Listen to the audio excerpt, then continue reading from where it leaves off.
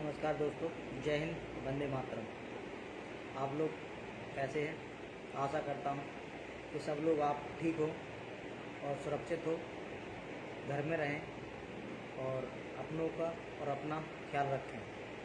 हम एक छोटा सा निवेदन करते हैं आपसे। मेरा नाम है देवा कुशवाहा और मैं टाइगर इलेक्ट्रॉनिक्स अपने दतिया ज़िला में सर्विस देता हूँ, प्लस मेरा शोरूम है। और मैं सभी लोगों से, अपने मित्रों से एवं दोस्तों से एवं यारों से निवेदन करता हूं कि अपने देश में लगभग 1-1.25 साल से बहुत गंभीर स्थिति है और आज की स्थिति तो बहुत ज़्यादा ख़राब है कि एक दूसरे पे ठेकरा फोड़ा जा रहा है। सब ऊपर से प्रशासन वाले फोड़ रहे हैं उनने कि यहाँ पर ये नहीं है, वहाँ पर वो नहीं है, यहाँ पर वैक्सीन नहीं है, यहाँ पर ऑक्सीजन नहीं है, यहाँ पर दवाई नहीं है। और नेता आपस में एक दूसरे की बुराइयां और कमियां निकाल रहे हैं और आम जनता मर रही है।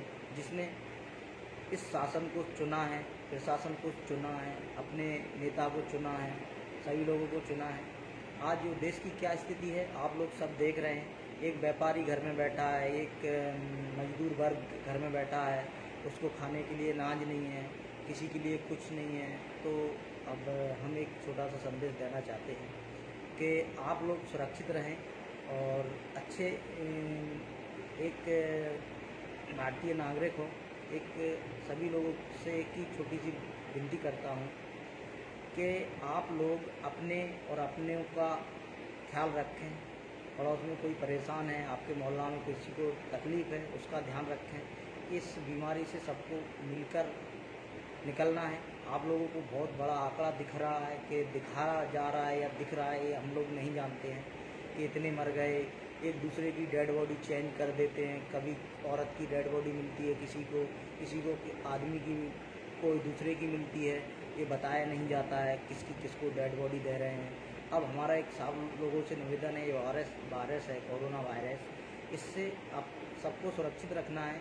और जितने भी बहन भाइयों और अपने मित्र, दोस्त, यार, पड़ोसी एवं घर वाले जो बाहर रहते हैं, धंधा करते हैं या कुछ भी करते हैं, आप सभी धंधे करते हैं, हम भी धंधा कर रहे हैं।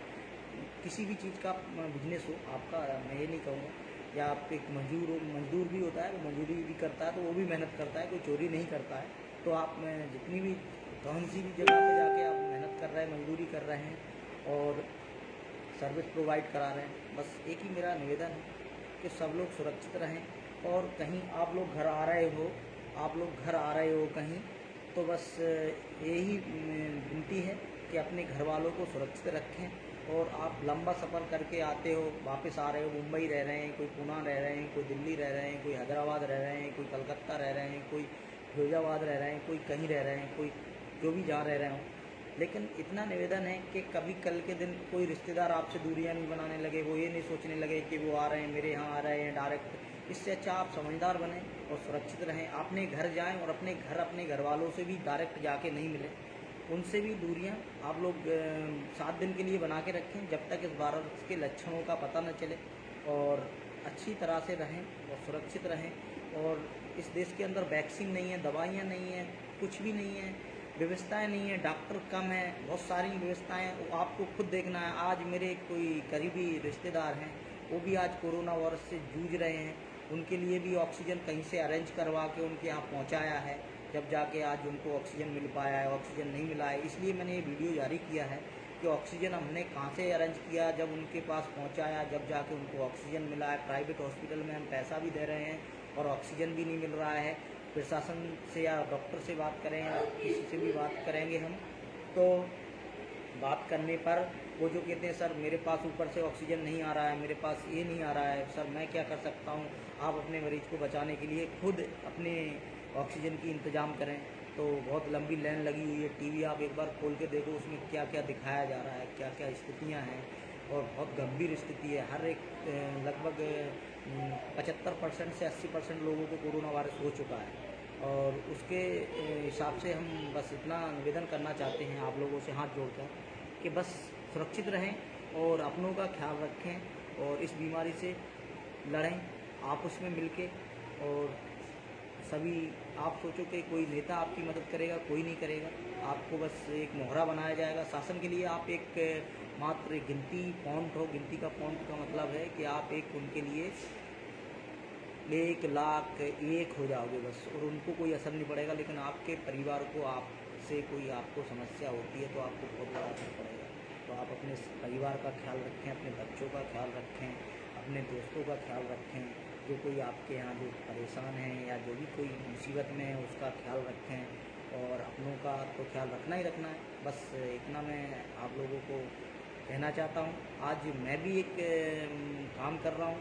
मेरा छोटा भाई सर्विस दे रहा है इंद्रगढ़ के अंदर। सर्विस जैसे पूरे टेक्नीशियन भी काम बंद कर देंगे तो आपके घरों पे अंधेरा हो जाएगा। तो मैं ये नहीं कहूँगा, आपको सुरक्षित रहना है, सावधानी से सर्विस देना है। तो वो सब सर्विस देने जाता है, पूरी सुरक्षा के साथ सर्विस देने जाता है सभी को। अब आपका कहीं एसी बंद हो जाए, आपकी कहीं लाइट बंद हो जाए, कहीं आपका इन्वर्टर बंद हो जाए, आपका कोई भी ऐसा रोज़मर्रा की ज़िंदगी का जो आपसे जुड़ी हुई चीज़ें हैं उनको हमें ठीक करने हमारे टेक्नीशियन जाते हैं और सुरक्षा के साथ सर्विस दे रहे हैं। ये नहीं कह रहा हूँ कि टोटल सर्विस आप बंद करोगे तो कैसे काम चलेगा, सभी बंद कर देंगे। तो देना है आपको। जैसे डॉक्टर काम कर रहे हैं, पुलिस वाले काम कर रहे हैं आपके लिए, मास्टर काम कर रहे हैं, रोडों पे तो सभी फिर रहे हैं, लेकिन दूरियां बना के रखें, मास्क लगा के रखें। और बस यही मैं आप लोगों से विनती करता हूँ। बस एक ही निवेदन है कि अपनों का ज़्यादा ख्याल रखें। सरकार और प्रशासन के भरोसे कुछ नहीं होगा और कुछ हो भी नहीं सकता है, क्योंकि ये आपकी बनाई हुई सरकार है। मैं किसी सरकार का नाम लेके ये बात नहीं कह रहा हूँ। बस इतना कहूँगा कि मैं एक बिजनेसमैन हूँ। बस इतना कहूँगा कि आप लोग एक भारतीय हो, और भारतीय नागरिक का एक काम है कि सभी का ख्याल रखना, एक दूसरे का ख्याल रखना। और बस इतना सोचो कि आपको भगवान करे किसी को हॉस्पिटल जाने की ज़रूरत नहीं पड़े। बहुत ज़्यादा हॉस्पिटलों की स्थिति ख़राब है, इतनी ज़्यादा ख़राब है कि हम इससे कुछ बता नहीं सकते। क्योंकि हमने आज मेरे को पता चल रहा है, अपना कोई हॉस्पिटल में भर्ती है तो मेरे को मालूम चल रहा है कि रियल में ऑक्सीजन नहीं है, नहीं है, नहीं है।